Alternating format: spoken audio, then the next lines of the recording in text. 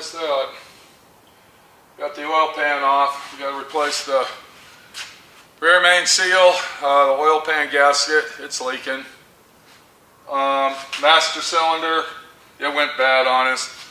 And last but not least, I got to pull the transmission out because the front seal's leaking, and then we got a bunch of leaks from other stuff on the transmission. So we got to do some major mechanic work to our 74 Chevy. But I want to ask everybody a question, and I want you to really think about this hard. I want you to think real hard. I want to ask you several questions, and I want you to do me a favor and leave comments in just down below in this video. Because I'm going to tell you my theory about owning this truck versus the brand new truck of Y2K.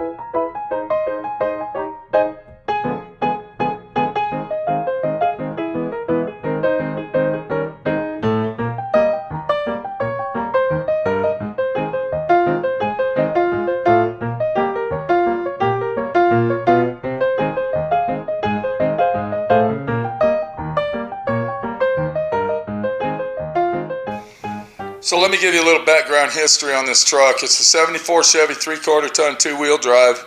It's got a 454 big block in it. The average gas mileage that I'm getting with my Turbo 400 and my highway tires, you can see it's got highway tires on it, I'm getting approximately 10 miles to a gallon. Now on the highway, I calculated I'm getting close to 10 and a half, between 10 and a half and 12, depending on how many hills I climb and how many downhills I go and straightaways. So we're getting an average of 11 miles a gallon on the old 74 Chevy 3/4 ton truck.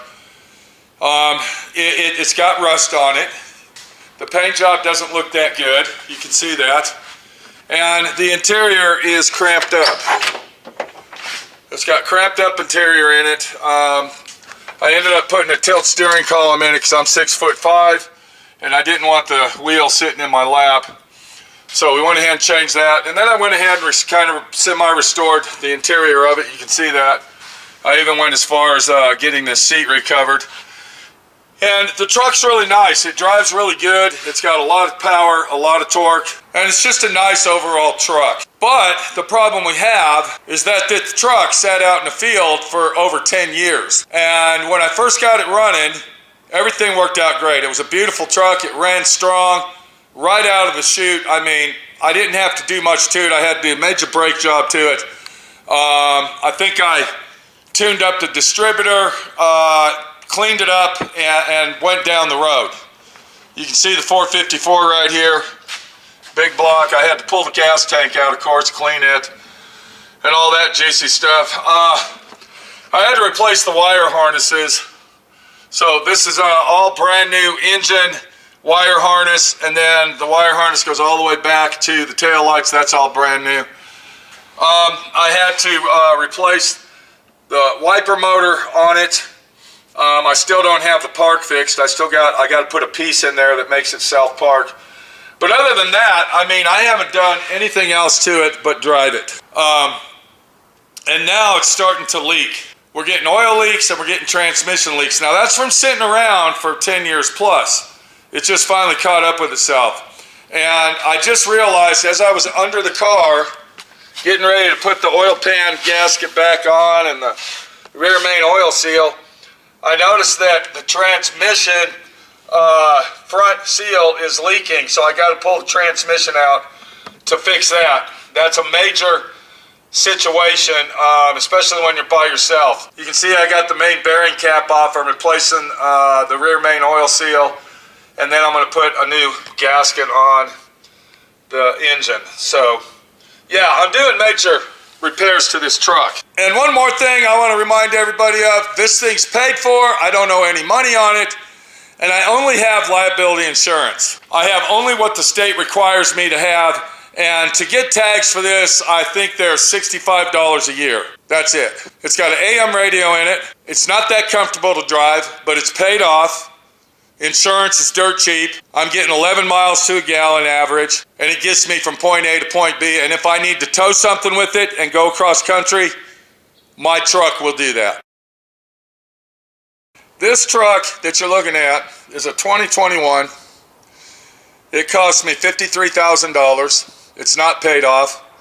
I have a monthly payment of $750 a month. Actually, it's $798, I think. I don't remember what. It's almost $800. It's got all the creature features that you want.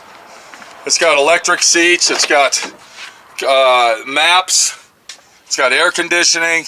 It's got a big radio system in it. Got the bucket seats going, tilt steering. It's a beautiful truck. Okay, I need to clean it out, but it's a beautiful truck. It's also got the built-in toolboxes, which I love. I love these toolboxes.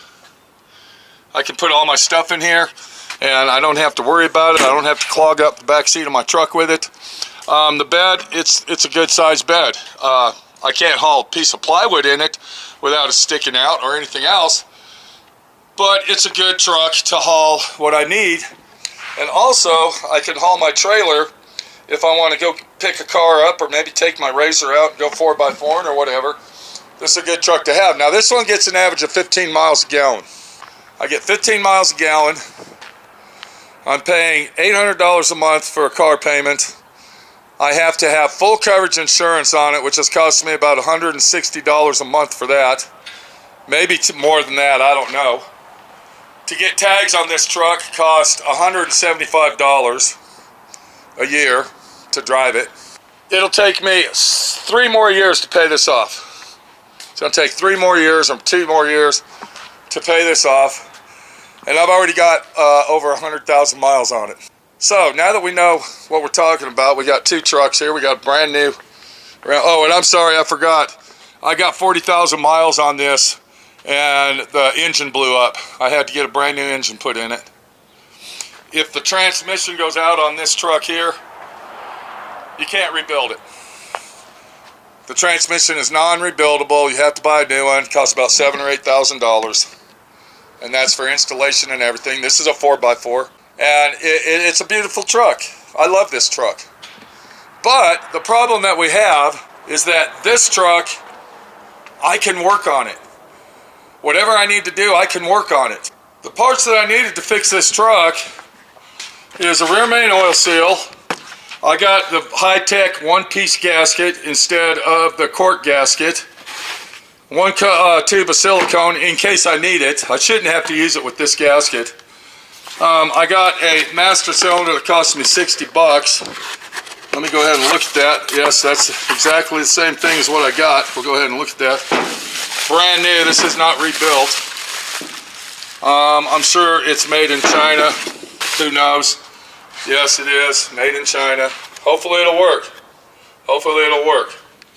And then, of course, I got the oil. Now, let me go ahead and explain something about this store brand oil. I know for a fact that Napa oil, if you get Napa brand, that's actually 100% Valvoline. So just because it has the store name on it doesn't mean that it's high quality. I heard that this is actually Quaker State oil. That O'Reilly's is Quaker State oil. That's what I heard. So I'm telling you now, for an old truck like this that uses regular oil instead of synthetic oil that you mandatorily have to use on that, it's going to cost you around $35 versus $75 to $95 for the oil for this truck. Now, once again, I got to pull the transmission out and I got to put a front seal on it. That's, pulling it out and putting it back in is the hard part, but fixing it and taking care of the problem, very simple, very easy. A 5-year-old could do it. A 5-year-old could take a seal out, pound a new one in, and be done. So that's what we got on this truck. This truck has 16 spark plugs. To replace the spark plugs on this, you need a special socket specifically designed to remove the spark plugs from the engine.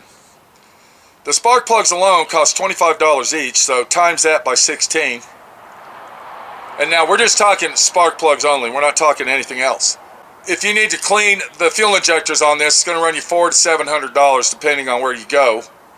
And I need to get that done because I'm on the 100,000 mile mark, and that's a mandatory thing once you hit 100,000 miles is to have your fuel injectors flushed out. And we can go on and on with all the other repairs, but this is the real deal. To work on this car yourself, to actually fix the problems and issues that might arise, you're going to need one of these right here.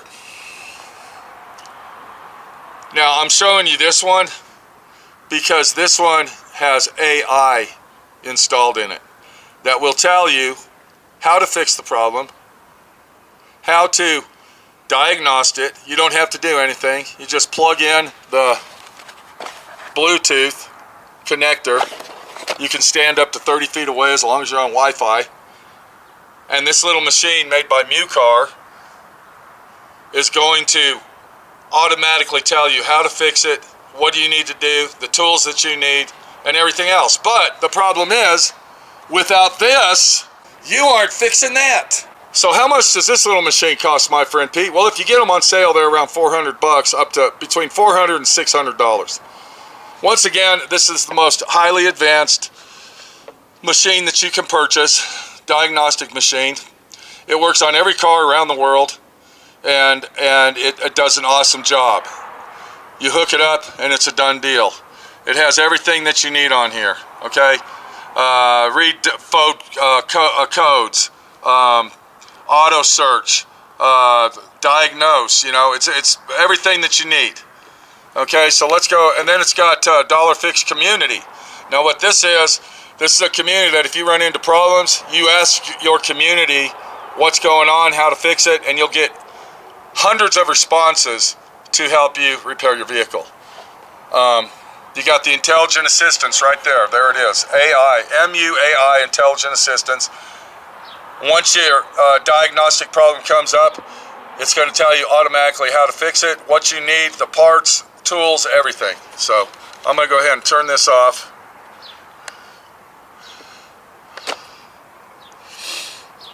And if you're interested in this top of the line, #1 MuCar scanner, go to the description of my videos and purchase one. There'll be a link in there to save you some money. There's going to be a discount link. Click on that link, use that code that's there, and get one. Because if you own a brand new car like this and you want to do your own work and save thousands of dollars in labor, because that's what they charge working on these things, then I suggest you better check it out and see what you can do. Because this right here, you can't work on it alone. You can't just crawl up under there and take the oil pan off and think the problem's going to be solved by replacing a seal. Your brakes aren't going to be fixed by replacing a master cylinder made from China. Alright? Let me see if this thing's even worth. This thing here is made out of aluminum. It's not even made out of cast iron. If I can get it out of the bag. Now it does represent what I have. It looks identically like it. Hopefully it will work. But on this particular car right here, you are not going to be able to do that. This has got ABS brake sensors, anti-lock brake sensors, and all this other bullshit. And changing out a master cylinder on this, yeah, if you don't have this right here to guide you through the process and another couple, $300-400, you ain't going to be able to do it. Okay? You're not going to. So, this is the questions that I have for you, the viewer, and I want honest opinions, and I want to know exactly what you think when it comes from this truck here with the $800 a month payment, $53,000 back in 2021. It's about $80,000 now if you buy it. That's about an $80,000 truck, fully loaded, four-wheel drive, if you buy it now. You can't even get the toolboxes unless you buy the $150,000 truck. Those are not an option anymore. Versus the old 74 Chevy long bed, 3/4 ton, that gets 11 average miles a gallon. I paid $2,000 for this truck. I put $2,000 in it. I got liability insurance on it. I don't have any truck payments at all, and as you can see, I can work on it myself without a fucking computer.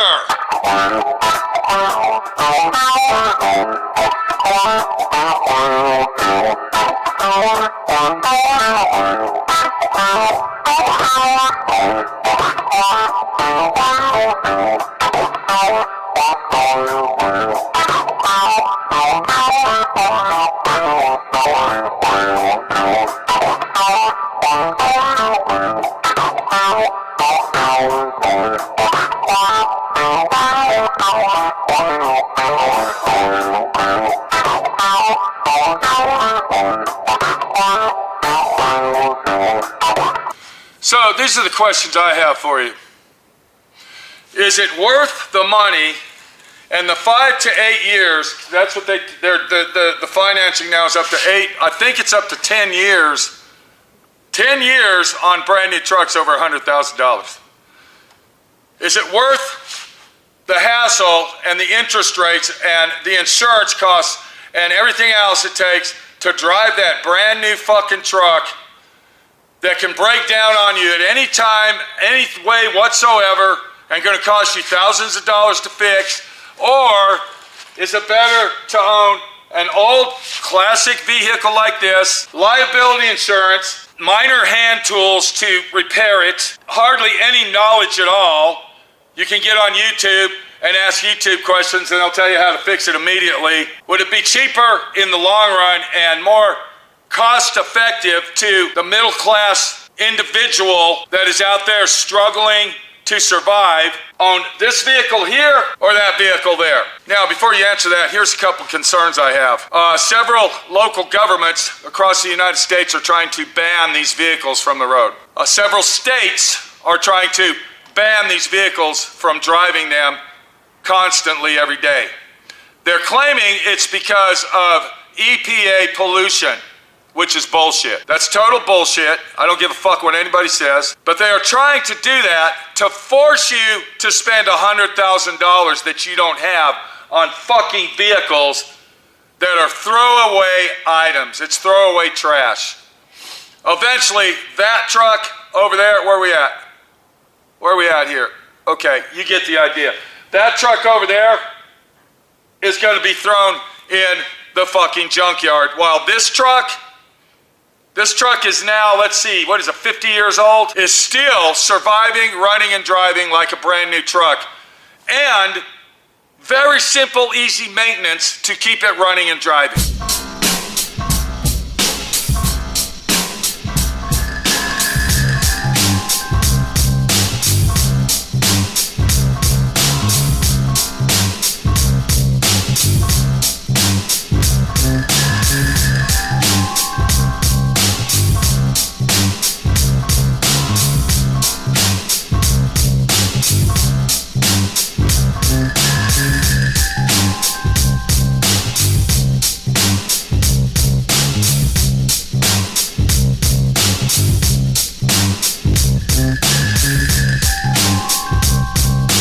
And might I say, very cheap, simple maintenance, inexpensive, with a little bit of knowledge and a little bit of willpower to actually do it. Another problem you have, there's not many mechanic shops out there anymore that want to work on these. If you call them up and tell them you got a 74 Chevy truck, they're going to give you two stories. Either they don't work on them, or it's going to cost you more money because it's harder to work on it, which is a fucking lie.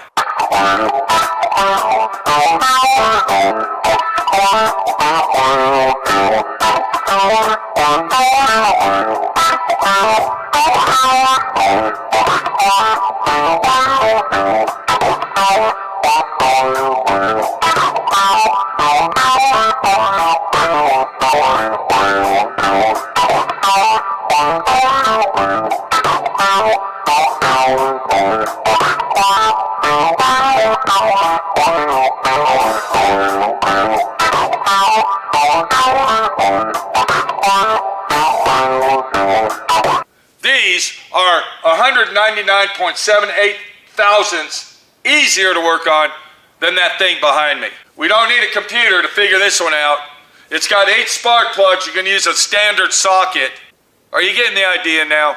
So, once again, I'm going to ask you the question. In reality, is it better to own this or that? This is something else I found out from some very reliable sources, is that now that when you buy these brand new vehicles and it's got maps on it, or it's got air-conditioned seats, or it's got creature features that are exotic to the customer and to the vehicle that you're driving. Now, what they're doing is they're making these into apps. They're making them into an app that you have to purchase every year. You get the first year for free, but after that, you gotta pay, bitch.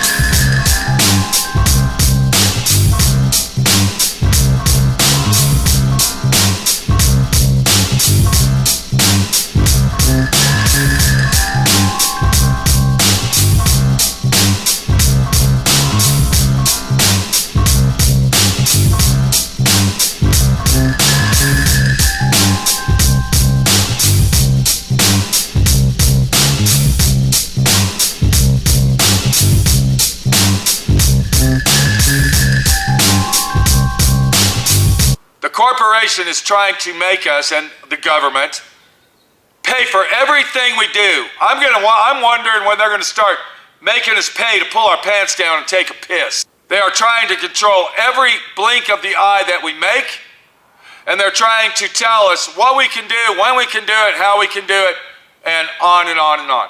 Once again, there's several states in the United States that are trying to ban these vehicles, and it ain't because of pollution. It's because they're getting paid by the corporations and forcing you to buy that. Now, they tried to do that with electric cars. Didn't fucking work. Electric cars are a joke. The government tried to force electric cars on us. Thank God Trump came in office and put a stop to that shit. And they almost banned these vehicles for good. But it didn't work. This has been a long video. I think I've explained a lot of action. I got my 11-mile average per gallon Chevy 3/4 ton truck. I'm going to say minor repairs to it, even though I got to pull the transmission out. If we compare the two, that's minor compared to that. $7,000, $8,000, $9,000 to replace that transmission. You cannot rebuild it. It's a throwaway transmission. It'll take me about 2 hours to pull this transmission out, 10 minutes to put a seal on it, 2 hours to put it back in. I'm done. I'd like you to leave comments what your thoughts are on this action of what the industry is doing to you and me. I thought I only had 1 more year on that. I still got 2 more years to pay on that piece of shit. 2 more fucking years. Now, how pissed off does that make you when you get up to the 1 year mark and you're thinking, oh, I only got a year left. And then all of a sudden your wife wakes up and says, no, you got 2 years left and you still owe $20,000 on it. I'm in the process of doing a full restoration on this 1966 Chevelle 4-door hardtop. 327, 300 horsepower, posi-track rear end car. And when this is done, I'm gonna keep this, I'm not selling it. Because what these 2 vehicles are gonna do, the car and the truck, is going to replace my $53,000 Dodge. I'm gonna put it up for sale and sell the fucking thing. And I'm hoping to God that I'm gonna get more than what I actually owe on the piece of shit. The car market is so saturated with used vehicles now, you're lucky to even get it paid off. That's how, what can we say, boat anchor fucking world we live in, that there's so many used cars on the market, I'll be lucky to even get rid of it. But I'm gonna replace this with those and go down the road. This is Pete, my friend Pete, your friend Pete, fixing my 74 Chevy truck and enjoying it, and glad that I am, bitch. Glad that I fucking am. This might be a major job, and you might be telling yourself, man, that's a lot of work, but let me go ahead and explain it to you this way. This truck's 50 years old. It runs like a brand new truck. It runs like a Rolex watch. And if the transmission started leaking or going out in that truck there, it cost me $7,000 or $8,000 to have a brand new one put in because it's non-rebuildable. So you tell me, would you rather own the old 74 Chevy or the 2021 Dodge Ram that you still fucking owe money on? Your monthly payments are $800. You're paying $160 a month for insurance. Tags cost $180 a year. And yeah, on and on and on. I'm going to keep working on my Chevy truck. We'll be back.